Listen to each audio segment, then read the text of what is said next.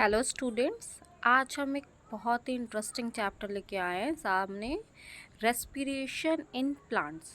तो हम आज रेस्पिरेशन इन प्लांट्स डिस्कस करने वाले हैं। तो सबसे पहले हम बात करते हैं कि रेस्पिरेशन मतलब कितने टाइप के होते हैं। दो टाइप का, एरोबिक और एनएरोबिक। ठीक, हम शॉर्ट में बात करेंगे, इतना सब जानते हैं कि हाँ रेस्पिरेशन होता क्या है, तो हम सीधे पॉइंट टू पॉइंट बात करेंगे इस वीडियो में। ठीक है, तो रेस्पिरेशन दो टाइप का होता है, aerobic and anaerobic. Aerobic presence of O2 and complete break down of glucose, और वहीं पे हम एनएरोबिक की बात करते हैं तो absence of O2 and incomplete break down of glucose का इनकम्प्लीट ब्रेक डाउन होता है, कंप्लीट नहीं, ये ध्यान रखिएगा। ठीक, अब ग्लूकोज प्रोड्यूस करता है क्या, अगर एक ग्लूकोज ब्रेक डाउन होता है एरोबिक रेस्पिरेशन में तो हमें क्या मिलता है 36 to 38 ATP। बट जब हम एनारोबिक की बात करते हैं तो वहाँ पे एक ग्लूकोज का ब्रेक डाउन होने के बाद प्रोड्यूस होता है 2 ATP। ठीक है, तो ये क्लियर हो गया। चलो आगे नेक्स्ट है कि हमारा जो फाइनल इलेक्ट्रॉन एक्सेप्टर होता है ना रेस्पिरेशन में, वो एक ऑर्गेनिक मॉलिक्यूल होता है। ठीक, तो हम प्रोकैरियोट और यूकैरियोट का एक समरी देख लेते हैं कि हाँ रेस्पिरेशन में हमें पढ़ना क्या क्या है। तो देखो ज़्यादा नहीं है, रेस्पिरेशन में बस हमें 4 प्रोसेस पढ़ने हैं, मेन 4 प्रोसेस, फिर हमारा रेस्पिरेशन ख़त्म। Glycolysis first process and then oxidative decarboxylation, Krebs cycle और ETS इलेक्ट्रॉन ट्रांसपोर्ट सिस्टम। ठीक, ग्लाइकोलिसिस पहले हम प्रोकैरियोट और यूकैरियोट का देखते हैं कि एक ग्लूकोज का ब्रेक डाउन होता है तो प्रोकैरियोट में हमें कितने ATP मिलते हैं, 38 ATP मिलते हैं।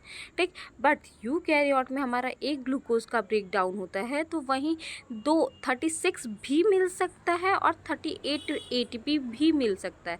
ऐसा क्यों, ये हम आगे वीडियो में जानेंगे कि हाँ क्यों, क्या रीज़न है इसके पीछे।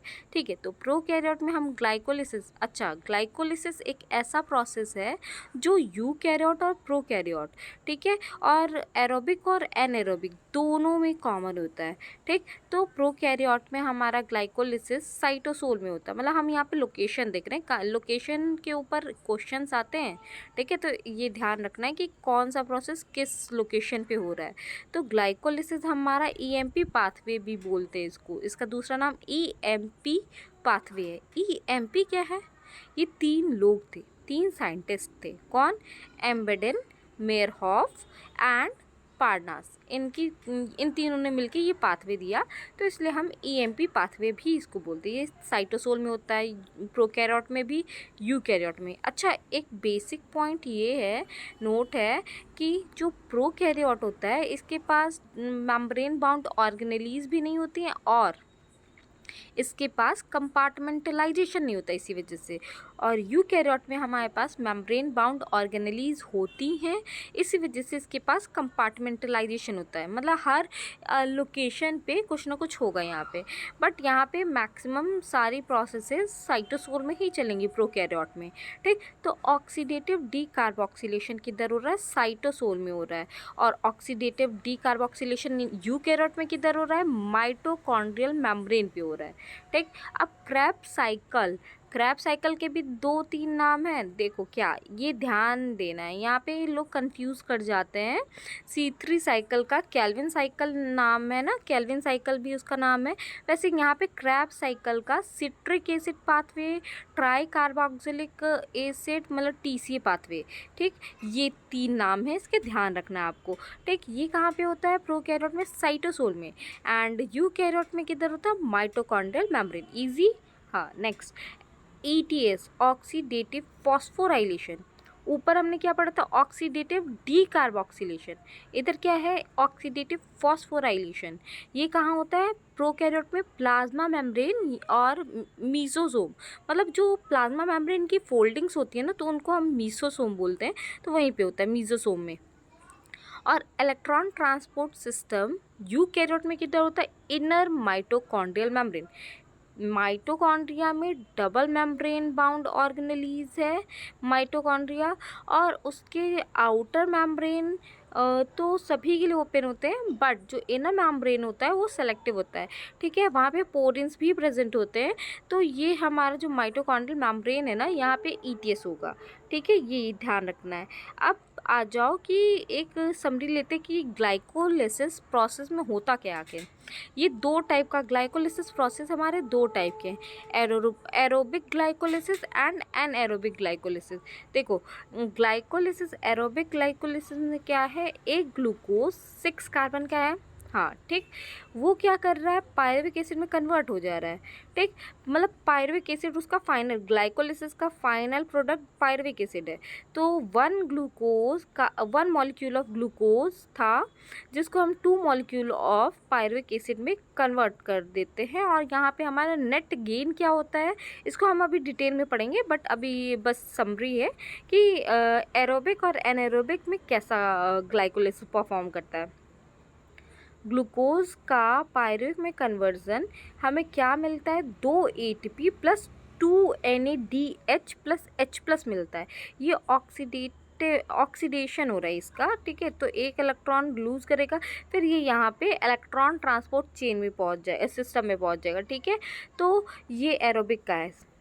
और एनएरोबिक ग्लाइकोलिसिस में क्या होता है, एक ग्लूकोज नेट गेन, यहाँ पे एनारोबिक में हमने बात की थी कि 2 ATP का ही होता है नेट गेन, ठीक। तो एक मॉलिक्यूल ऑफ ग्लूकोज जो है 6 कार्बन का, वो कन्वर्ट तो होता है तो 2 पायरुविक एसिड में, और यहाँ पे हमें ग्लाइकोलिसिस में नेट गेन भी होता है कितना, 2 ATP और 2 NADH2, बट यहाँ पे पायरुविक एसिड का फर्दर ऑक्सीडेशन हो जाता है। तो वहाँ पे क्या यूटिलाइज होता है, 2 NADH2 जो हमारा रिलीज़ हुआ ना 1 ग्लूकोज से 2 पायरुविक एसिड कन्वर्ट करने में, वो यहाँ पे यूटिलाइज हो जाता है। लिखा है used in further oxidation of pyruvic acid, ठीक। तो यहाँ पे कोई इलेक्ट्रॉन ट्रांसपोर्ट सिस्टम में ये फिर जा नहीं पाएगा, पायरुविक जो भी NADH2 बचे थे, ठीक। जैसे यहाँ पे एरोबिक में NADH2 जो थे वो ऑक्सीडेशन उनका हुआ और इलेक्ट्रॉन ट्रांसपोर्ट सिस्टम में एंटर कर गया, बट यहाँ पे जो NADH2 है वो यूटिलाइज हो जाता है, ठीक। तो अब आओ देखो, एक रोड मैप टाइप का है कि हमें कैसे कैसे एरोबिक और एनारोबिक में कैसा होता है, ठीक। एक ग्लूकोज है 6 कार्बन का, वो कन्वर्ट हुआ 2 pyruvic acid, PA stands for pyruvic acid, 2 क्यों है, 2 मॉलिक्यूल ऑफ पायरुविक एसिड, ठीक। तो 1 ग्लूकोज जो है ये रिलीज करता है 2 ATP और 2 NADH2, ठीक। यहाँ से हमें 2 रास्ते दिखते हैं, पायरुविक एसिड के पास 2 रास्ते हैं, या तो उसका फर्मेंटेशन हो जाए और या तो उसका एरोबिक फर्मेंटेशन का मतलब एनएरोबिक रेस्पिरेशन, ठीक, और या तो उसका एरोबिक रेस्पिरेशन हो जाए। तो चलो पहले हम एरोबिक रेस्पिरेशन देख लेते हैं क्या होता है। 2 पायरुविक एसिड जो हैं इनका हमारा क्या होता है, 2 का एसिटाइल कोएंजाइम A बनता है, पर यहाँ पे क्या होता है, रिलीज़ होता है 2 NADH2 भी रिलीज़ होता है प्लस 2 CO2 भी रिलीज़ होता है। अब ये जो 2 एसिटाइल कोएंजाइम A बना ना पायरुविक एसिड से, ये जो रिएक्शन है हमारी लिंक रिएक्शन कहलाती है, जो कि ग्लाइकोलिसिस को क्रैब्स साइकिल से जोड़ती है, लिंक करती है, that's why it is known as link reaction, okay. अब आ जाओ, इस एसिटाइल कोएंजाइम A जो है इसको क्रैब साइकिल में जब ये एंटर करेगा तो यहाँ पे हमारा जो फाइनल गेन होगा एनर्जी का वो क्या होता है, 2 ATP या GTP के फॉर्म में प्लस 2 FADH2 प्लस 6 NADH2, ठीक। अब आ जाओ एनारोबिक रेस्पिरेशन या फर्मेंटेशन की बात कर लेते हैं। हमारा फर्मेंटेशन यहाँ पे 2 टाइप का होता है, lactic acid fermentation and alcoholic fermentation. नाम से ही पता चल रहा है, लैक्टिक एसिड फर्मेंटेशन में हमारा लैक्टिक एसिड बनेगा, अल्कोहलिक फर्मेंटेशन में हमारा अल्कोहल बनेगा, ठीक है। तो देखो लैक्टिक एसिड फर्मेंटेशन में क्या होता है, हमारा जो 2 पायरुविक एसिड है ना उसने क्या किया, नया रूट अपना लिया। क्या किया इसने, जब हम एक्सेसिव एक्सरसाइज करते हैं या रिग्रेस एक्सरसाइज करते हैं तो क्या होता है, हमारे बॉडी में पेन होने लगता है, मसल्स में पेन होने लगता है, वहाँ पे लैक्टिक एसिड का फॉर्मेशन हो जाता है, ठीक है। तो वही चीज़ यहाँ पे बात कर रहे हैं, लैक्टिक एसिड के फॉर्मेशन में जो हमारा NaDH2 है ना, जो एक ग्लूकोज से 2 पायरुविक एसिड बनते वक्त हमें नेट गेन हो रहा था 2 NaDH2 और 2 ATP का, वही NaDH2 यहाँ पे यूटिलाइज हो जाता है, तो ये फर्दर आगे जा नहीं पाएगा। ठीक है, समरी में हमने देखा था ना, यहाँ पे समरी में देखा था जो 2 NaDH2 है एनारोबिक ग्लाइकोलिसिस में, वो यूटिलाइज हो गया फर्दर ऑक्सीडेशन में, तो वही बात कर रहे हैं हम यहाँ पे। ठीक है, फर्दर ऑक्सीडेशन हो गया, तो नेट गेन हमारा क्या हुआ, सिर्फ और सिर्फ 2 ATP का नेट गेन हुआ। अब आ जाओ अल्कोहलिक फर्मेंटेशन। अल्कोहलिक फर्मेंटेशन में हमारे पास 2 पायरुविक एसिड है। ठीक है, यहाँ पे ये क्या है, 2 NaDH2 ये भी यूज़ करेगा, प्लस यहाँ पे CO2 भी रिलीज़ हो रहा है, ये भी क्वेश्चन आता है, तो ध्यान रखना है। ठीक, तो पहले हमारा क्या बनेगा, एसिटल्डिहाइड बनेगा। एक CO2 निकल गया, तो 3 कार्बन का पायरुविक एसिड था, एक कार्बन निकल गया CO2 के फॉर्म में, तो हमारा 2 कार्बन का एसिटल्डिहाइड बनेगा एंड देन वो जाके इथेनॉल बन जाएगा, फर्दर ऑक्सीडेशन टू इथेनॉल बन जाएगा। ठीक, ये था हमारा फर्मेंटेशन। अब आ जाओ energy of aerobic respiration. 2 type की एनर्जी होती है, मतलब एरोबिक रेस्पिरेशन में हम देख रहे हैं ना, ATP बन रहा है, NaDH2 बन रहा है, फिर DH2 बन रहा है, तो ये सब क्या है, 2 टाइप की एनर्जीज़ हैं। ये मतलब ये एनर्जीज़ हैं, ये 2 टाइप की हो सकती हैं, डायरेक्ट एनर्जी और इनडायरेक्ट एनर्जी। डायरेक्ट का मतलब ATP ही हमें मेन फॉर्म में चाहिए होती है, चाहे वो NaDH2 हो, चाहे वो FADH2 हो, वो बाद में कन्वर्ट होके ATP ही में आता है, ATP के फॉर्म में ही आता है, तो वही हम डायरेक्ट एनर्जी की बात करेंगे तो हम ATP को कंसीडर करेंगे, और इनडायरेक्ट में बात करेंगे तो हम रिड्यूस्ड कोवैलेंस की बात करेंगे, जो कि हमारा NaDH2 है और FADH2 है। ठीक है, और यहाँ पे मिस्टेक है थोड़ी सी, इन फॉर्म ऑफ NaDH2 लिखा हुआ है, यहाँ पे इन फॉर्म ऑफ FADH2 होना चाहिए। ठीक है, क्रैब साइकिल में, चलो उसको करेक्ट कर लेना आप। ठीक, डायरेक्ट एनर्जी है इन फॉर्म ऑफ ATP, तो 4 ATP जो है वो डायरेक्ट, 4 ATP जो हमें मिल रही है ना, ऊपर 2 ATP मिली थी, उसको उस मतलब कुल मिला के हमको 2 ATP ग्लाइकोलिसिस में मिलता है और 2 ATP क्रैब साइकिल में मिलता है, तो हमारा ये 4 ATP मिल जाता है एरोबिक रेस्पिरेशन में।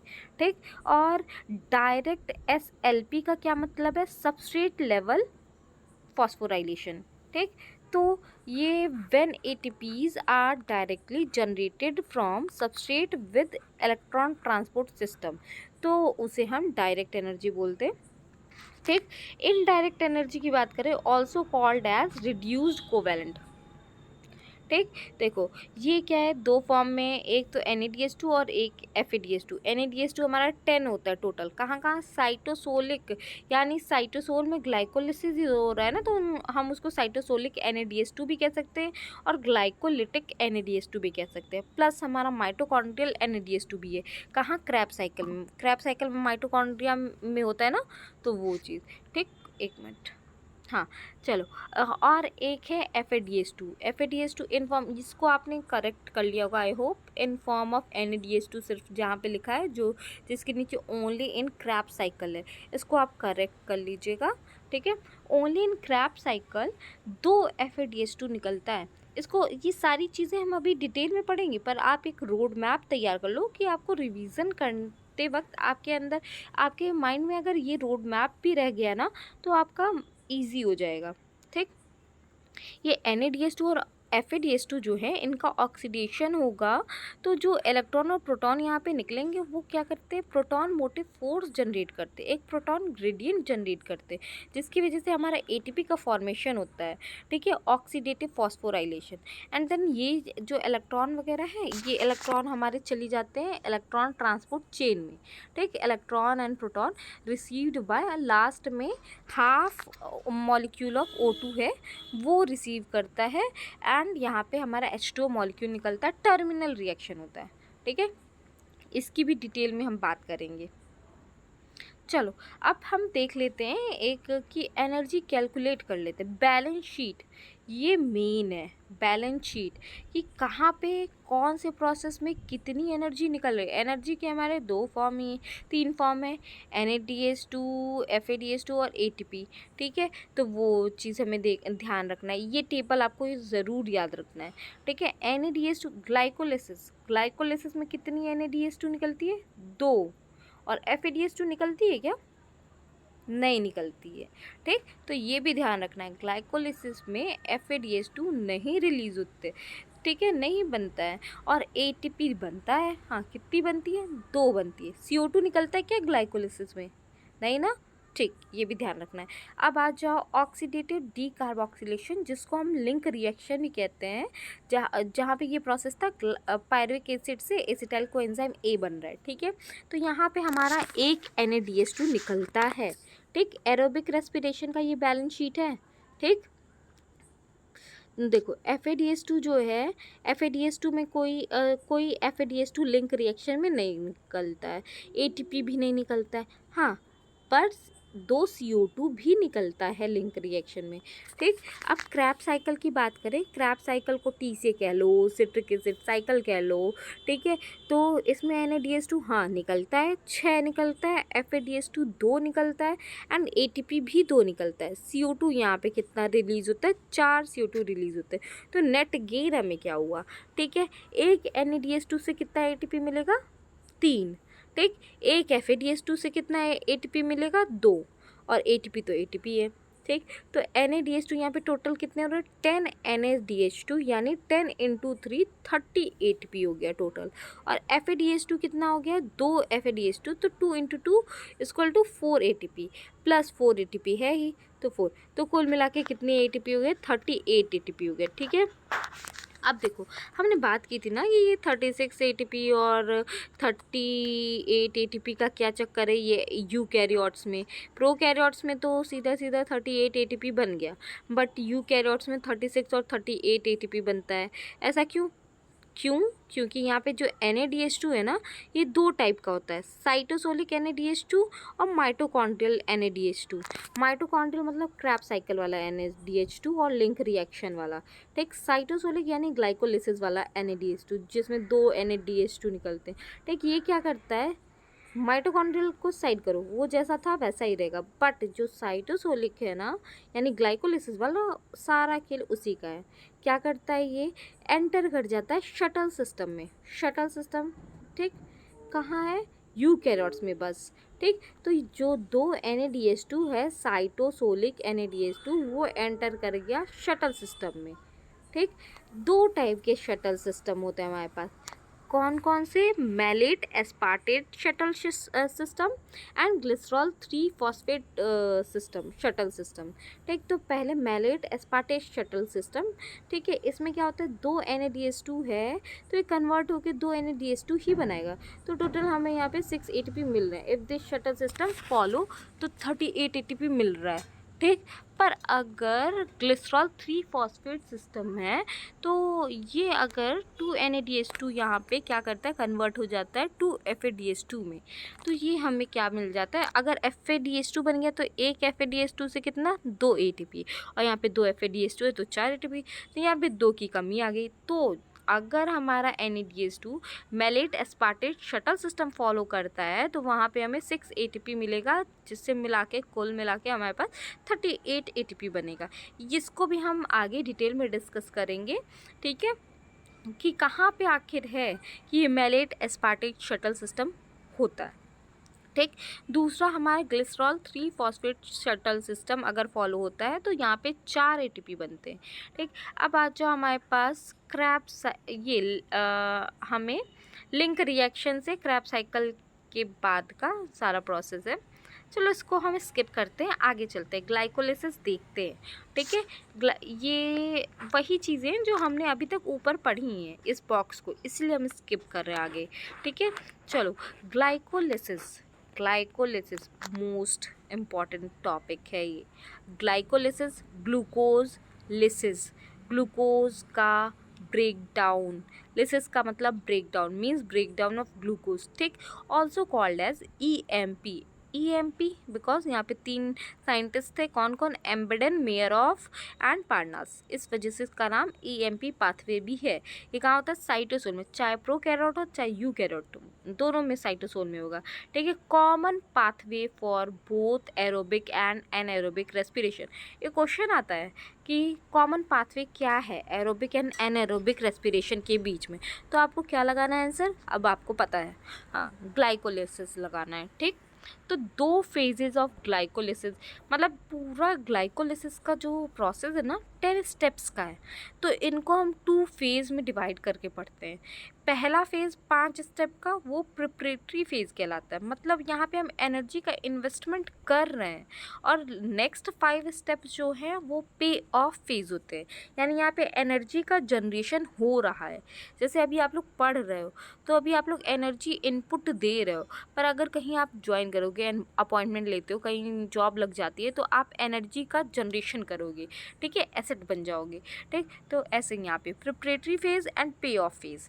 तो पहले हम प्रिपरेटरी फेज़ की बात करते हैं। यहाँ पे हमारा 2 ATP का यूज़ होता है, 5 स्टेप का है, 1 ग्लूकोज 1 ग्लूकोज 6 कार्बन का है, इससे क्या बनता है 2PgAl फॉस्फोग्लिसरल्डिहाइड, या फिर इसी को हम दूसरे नाम से बोलते हैं 2G3P glycerol 3 phosphate, 2 glycerol 3 phosphate. ठीक, इसमें जो फर्स्ट स्टेप होगा और जो फिफ्थ स्टेप होगा वो इरिवर्सिबल होगा। ये पॉइंट्स हैं, इनको ध्यान रखना है। ठीक है, असली रिएक्शन तो नीचे है, ये सारी रिएक्शन है। ठीक है, इसको समरी के फॉर्म में बता दिया है कि हाँ इतना तो आपको ध्यान ही रखना है। ठीक, तो फर्स्ट स्टेप और फिफ्थ स्टेप इरिवर्सिबल होता है, ये आपको याद रखना है।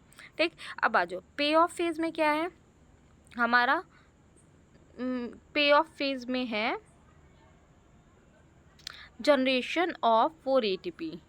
अच्छा, एक करेक्शन कीजिएगा, सॉरी, यहाँ पे जो फर्स्ट एंड फिफ्थ है ना, यहाँ पे फर्स्ट एंड थर्ड स्टेप होगा। ठीक है, थर्ड स्टेप इरिवर्सिबल होता है। आई होप आपने करेक्ट कर लिया होगा। क्या प्रिपरेटरी फेज़ में स्टेप फर्स्ट एंड थर्ड जो है वो इरिवर्सिबल होता है, और जो पे ऑफ फेज़ है इसमें हम बात करेंगे तो यहाँ पे जनरेशन होता है 4 ATP एंड 2 NADH2 का। ठीक है, यहाँ पे ये भी 5 स्टेप्स का होता है, और यहाँ पे 2 PgAl है और 2G3P है। ठीक है, ग्लिसरॉल 3 फॉस्फेट जो बन रहा है, जो यहाँ पे प्रिपरेटरी फेज़ में लास्ट हमारा क्या था 2PgAl, इसको पागल बोल लो आप, ये पागल है। ठीक है, पागल से हम क्या बनाएंगे 2 पायरविक एसिड बनाएंगे। ठीक, अब ये पायरविक एसिड बन गया। अब जो इसमें स्टेप 10th होता है वो इरिवर्सिबल होता है। तो कुल मिला के हमारे 10 स्टेप्स हैं, जिसमें फर्स्ट थर्ड एंड 10th जो स्टेप्स हैं वो इरिवर्सिबल स्टेप्स हैं। ठीक, यहाँ पे टोटल हमारा नेट गेन क्या होता है 2 ATP प्लस 2 NADH2 का नेट गेन होता है। ठीक है, ये हमने बात भी की थी। अब आओ ये रिएक्शंस हैं, हम रिएक्शंस देखेंगे, ठीक है, फिर याद करेंगे। ठीक है, इसको आपको याद करना होगा। तो देखो, ग्लूकोज जो है 6 कार्बन का, पहले हम सारे रिएक्शन देख रहे हैं, फिर एंजाइम्स, फिर उसके बाद से क्या रिलीज़ हो रहा है ये देखेंगे। ठीक है, ग्लूकोज से ग्लूकोज 6 फॉस्फेट जो कि 6 कार्बन का ही है। ठीक, तो यहाँ पे हेक्सोकाइनेज काम करता है। हेक्सोकाइनेज क्या करता है, ATP का यूज़ करके ADP में बदलता है एंड ग्लूकोज को ग्लूकोज 6 फॉस्फेट में कन्वर्ट करता है। ठीक, हेक्सोज आइसोमरेज का होता है फॉर्म चेंज करना। तो देखो, ग्लूकोज 6 फॉस्फेट से फ्रक्टोज 6 फॉस्फेट, ये रिवर्सिबल स्टेप है, इसको याद करने, रिवर्सिबल स्टेप को याद करने की ज़रूरत नहीं है, इरिवर्सिबल बस याद करो। ठीक है, अब देखो, ग्लूकोज 6 फॉस्फेट से हेक्सोज आइसोमरेज ने काम किया फ्रक्टोज 6 फॉस्फेट, ये एंजाइम्स है, हेक्सोज आइसोमरेज, हेक्सोकाइनेज, ये जो ग्रीन कलर से लिखे हुए हैं ये सारे एंजाइम्स हैं। ठीक है, तो एंजाइम्स तो याद करने होंगे आपको। ठीक, ईजी है, ज़्यादा डिफिकल्ट नहीं है। ठीक। चलो, फ्रक्टोज 6 फॉस्फेट से फ्रक्टोज 1,6 बिस फॉस्फेट बन गया। 1,6 नॉमेनक्लेचर तो आपने पढ़ा ही है, तो इस हिसाब से आप अंदाज़ा लगा सकते हो कि एक और फॉस्फेट ग्रुप ऐड हो गया होगा फर्स्ट पे। ठीक है, तो फॉस्फोफ्रक्टोकाइनेज यहाँ पे एंजाइम है। ये जो स्टेप है ना, फ्रक्टोज 6 फॉस्फेट से फ्रक्टोज 1,6 बिस फॉस्फेट वाला, ये हमारा रेट लिमिटिंग स्टेप है। यहाँ पे एंजाइम फॉस्फोफ्रक्टोकाइनेज काम करता है और एक एटीपी का यूज़ करता है एंड एडीपी यहाँ पे रिलीज होता है। अब आ जाओ फ्रक्टोज 1,6 बिस फॉस्फेट है, जो कि 6 कार्बन कंपाउंड है और ये क्या है, एक एल्डोलेज यहाँ पे काम करेगा। रिवर्सिबल स्टेप है ये। ग्लिसरॉल 3 फॉस्फेट, जो हम बात कर रहे थे 2G3P, ठीक है, वो, या फिर 2PGAL वो है। ठीक है, तो इसको क्या बोलते हैं, 2 ग्लिसरॉल 3 फॉस्फेट, शॉर्ट में हम 2PGAL भी बोल सकते हैं या फिर 2G3P बोल सकते हैं। ठीक है, ये भी 3 कार्बन का है। यहाँ पे देखो 6 कार्बन का था फ्रक्टोज 1,6 बिस फॉस्फेट, उसको ब्रेक कर दिया किसने, एल्डोलेज ने, 2 कंपाउंड में तोड़ दिया। ठीक है, ग्लिसरॉल 3 फॉस्फेट में and di hydroxy acetone phosphate, DHAP। तो शॉर्ट फॉर्म लेके हम याद करेंगे तो फुल फॉर्म हमें याद हो जाएगा। ठीक है, अब यहाँ पे ये दोनों के बीच में भी रिवर्सिबल का साइन है, तो यहाँ पे आइसोमरेज एंजाइम काम करता है। ठीक, अब ग्लिसरॉल 3 फॉस्फेट से हमारा यहाँ तक जो स्टेप्स थे ना 5, ठीक है, ये देखो, ग्लूकोज से ग्लूकोज 6 फॉस्फेट, ग्लूकोज 6 फॉस्फेट से फ्रक्टोज 6 फॉस्फेट से 2 स्टेप हो गए। फ्रक्टोज 6 फॉस्फेट से फ्रक्टोज 1,6 फॉस्फेट 3 स्टेप हो गए। फ्रक्टोज 6 फॉस्फेट से glyceraldehyde 3 phosphate plus 2 dihydroxy acetone phosphate, ये टोटल हमारे मिला के 5 स्टेप हो गए। यहाँ तक हमारा था प्रिपरेटरी फेज। ठीक है, एनर्जी इन्वेस्टमेंट। ठीक, अब हम पे ऑफ फेज आ गया, यानी ग्लिसरल्डिहाइड 3 फॉस्फेट से हमारा ग्लिसरल्डिहाइड 3 फॉस्फेट डीहाइड्रोजिनेज काम करेगा। तो डी थोड़ा सा ट्रिक बोल सकते हैं या कुछ याद रखने का तरीका बोल सकते हैं कि डीहाइड्रोजिनेज जहाँ है वहाँ पे NADH2 निकाल दो। ठीक है, यानी NADH2 यहाँ पे रिलीज होगा, मतलब मिलेगा। ठीक, हमें एनर्जी के फॉर्म में क्या मिल रहा है, NADH2 मिल रहा है। ठीक है, तो 2,1,3 बिस फॉस्फोग्लिसरिक एसिड बन गया यहाँ पे। फिर हमें फॉस्फोग्लिसरेट काइनेज काम करेगा, तो यहाँ पे 2,3 फॉस्फोग्लिसरल्डिहाइड बन गया। ठीक, और 2 ADP यूज़ होगा और 2 ATP बनेगा।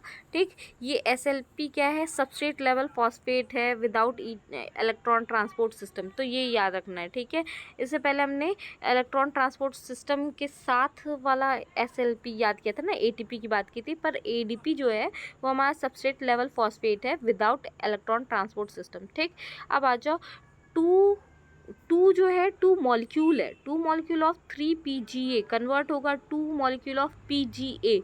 बहुत ईजी है ना, देखो क्या है, ग्लिसरल्डिहाइड 3 फॉस्फेट से 1,3 बिस फॉस्फोग्लिसरिक एसिड, फिर वहाँ से 1 हटा दो, याद करने का तरीका 3PGA बना दो, 3PGA के बाद PGA बना दो। ठीक, एंड अब आ जाओ PGA के बाद इनोलेज एंजाइम काम करेगा, तो हमारा phosphoenol pyruvate, PEP stands for phosphoenol pyruvate. ठीक, 2 मॉलिक्यूल ऑफ फॉस्फोइनॉल पायरुवेट भी बन गया। ठीक, अब ये SLP सबस्ट्रेट लेवल फॉस्फेट जो है हमारा 2 ADP, यहाँ पे 2 ADP निकला, 2 ATP निकला, और ये पायरुवेट काइनेज के प्रेजेंस में हो रहा है। और ये जो स्टेप है पेप इनोलेज फॉस्फोइनोल पायरुवेट जो है ये हमारा पायरुविक एसिड में कन्वर्ट होगा। एंजाइम कौन सा, पायरुवेट काइनेज। तो ये जो स्टेप है ना, ये हमारा कैसा है, ये हमारा इरिवर्सिबल स्टेप है। तो सारे इरिवर्सिबल स्टेप आपको याद होने चाहिए, पहला, तीसरा एंड 10th स्टेप, ये हमारा इरिवर्सिबल है, याद रखना। ग्लाइकोलिसिस यहाँ पे एंड है। ठीक है, एंड, कुछ नहीं करना है, ग्लाइकोलिसिस बहुत इजी है। अच्छा, तो आगे का हम नेक्स्ट डे कंटिन्यू करेंगे। ठीक है, नेक्स्ट डे क्रैब साइकिल और शटल सिस्टम रहता है। ठीक है, इलेक्ट्रॉन ट्रांसपोर्ट सिस्टम भी रहता है, तो ये सारी चीज़ें हम नेक्स्ट डे कंप्लीट करेंगे। ठीक है, आज आज का अगर समझ में आए तो आप कमेंट करो और लाइक सब्सक्राइब सब करो और शेयर करो अपने फ्रेंड्स के साथ। ठीक है, और ऐसे ही आगे और अच्छे कंटेंट देखना चाहते हैं तो आगे बने रहिए। Thank you, thank you.